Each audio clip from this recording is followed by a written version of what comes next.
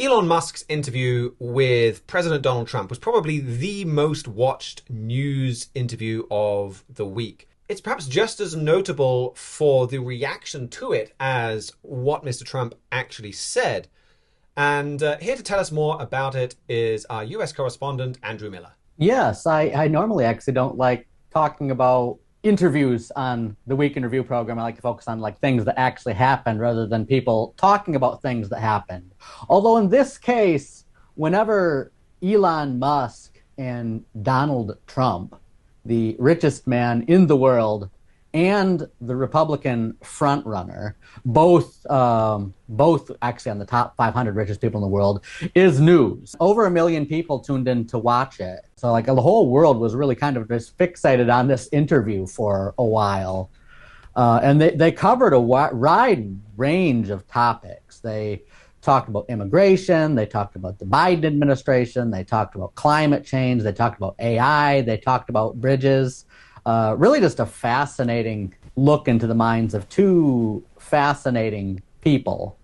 I think one of my parts I think that happened that might help Trump's campaign the most is Elon Musk. He actually came out and owned up to the fact that he's been a big climate change advocate and has actually supported a lot of liberal causes over the years. He voted for Barack Obama in both elections. He voted for Hillary Clinton. He voted for Joe Biden. So he's not a diehard Republican by any means. But then just leveled with people. He admitted that he was wrong and said that the Biden administration, which he thought was going to be moderate, was so radical that he really feels like even the moderate liberals have to support Donald Trump.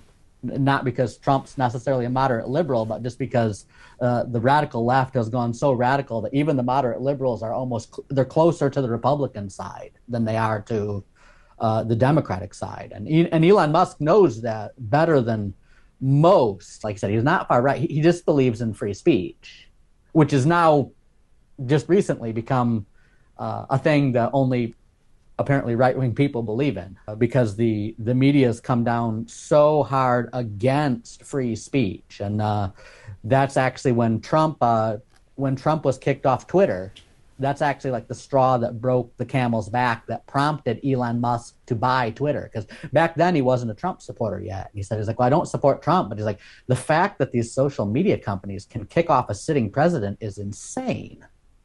And so he spent $45 million of his own money to buy this company and just really help restore some free speech for America. And the world just has really hated him for it. There's actually a Democratic super PAC in the United States that's actually trying to sue Elon Musk for the interview, saying that Twitter sponsored this interview, and when there were some technical glitches, paid Twitter staff dealt with the technical glitches. So they're trying to prosecute it as a campaign violation. They said you can't support Donald Trump using your own company and then not be a campaign violation. And I don't think that particular lawsuit's going to get very far. Well, presumably if it does, you can go after CNN for exactly the same thing, and MSNBC and all of these left-supporting news organizations.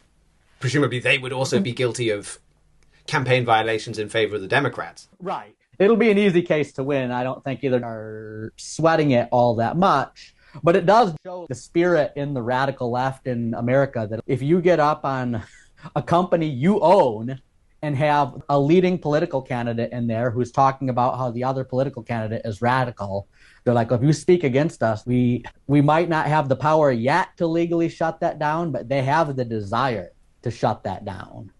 And that's why Elon Musk is talking about, is said, we really need some free speech in America. So not even as a conservative versus a liberal thing, just for a functioning democracy to work. Where as bad as it is in the United States, and it's getting bad in the United States, I think it's even worse, and probably has been for some time, in the European Union. Elon Musk was telling Donald Trump that he got a letter from the European Commission the day before the interview saying there better not be any misinformation in this video you're planning to have, or we'll censor it. We'll censor it in Europe, which is crazy. Musk is in other trouble with the EU. He said he said some things critical of the rioting in the UK a week or so back, and so the European Commission's on his case for that as well. Both Elon Musk and Donald Trump, that's why this interview is so fascinating, is they have a lot of powerful enemies around the world, both in the radical left in the United States and in the European Union, who just really don't like free speech. And it's that response to the interview that stands out, at least to me, more than the interview itself. Like, that just says so much about contemporary American politics, where you have a political candidate that people just don't want an interview with. Like, just like if you imagine like Ronald Reagan or even George W. Bush, or like, it is wrong for them to even sit down and host an interview with the US public. And especially if it's a former president, that is crazy. And then Europe's reaction, I think, is also really, really revealing. It shows so much about their attitude towards freedom of speech. I think this is from Thierry Breton's letter that you just mentioned. He said, "We're monitoring the potential risks in the EU associated with the dissemination of content that may incite violence, hate, and racism in conjunction with major political or societal events around the world." And he goes on to basically say, "Look, we think that you haven't even done the interview yet, but we think you're going to break the law, and we're trying to intimidate you into not doing it." But it exposes the truth behind all of these different institutions, the radical left and the European Union. Trumpet editor-in-chief Gerald Flurry had an article in the April Trumpet print edition. It's called "The EU's War on Free Speech."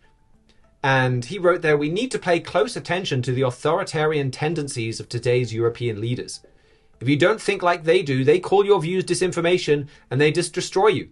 And they gain more control and power, and the war on free speech is destined to turn violent." I mean, this is incredible what they're doing here. You have an interview of a former US president in a US presidential election conducted on US soil by a US company, and the EU steps in and says, "We don't think you should be allowed to do that." That is breathtaking in their ambition to stifle free speech around the world. I mean, we saw it in the UK. I think it was kind of more ridiculous because the UK doesn't have as much power as the EU on these regulatory matters, where you had the head of Britain's Metropolitan Police, I think it was, threaten to extradite Elon Musk.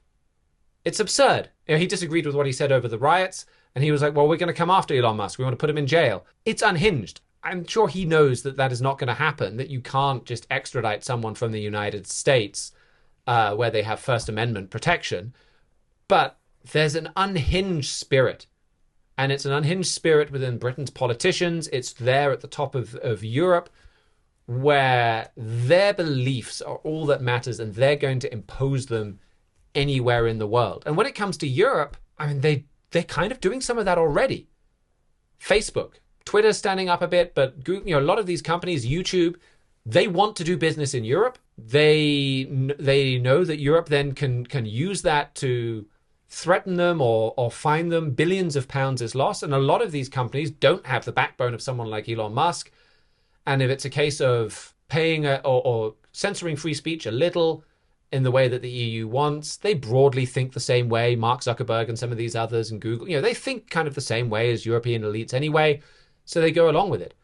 And so what does that say, though? That Europe wants to censor speech all around the world. And I think that's what no one really is talking about, and something that Mr. Flurry's article really gets into.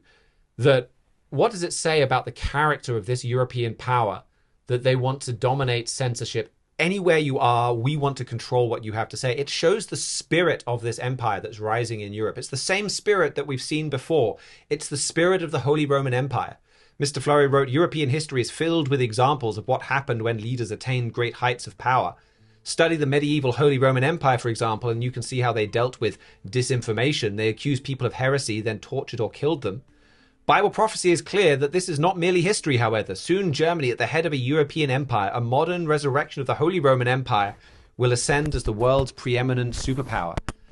And I think people maybe you've heard some of these prophecies. Maybe you've heard us talk about Europe rising as a superpower, and you've thought, well, do they really want to dominate the world? Is that maybe a bit extreme?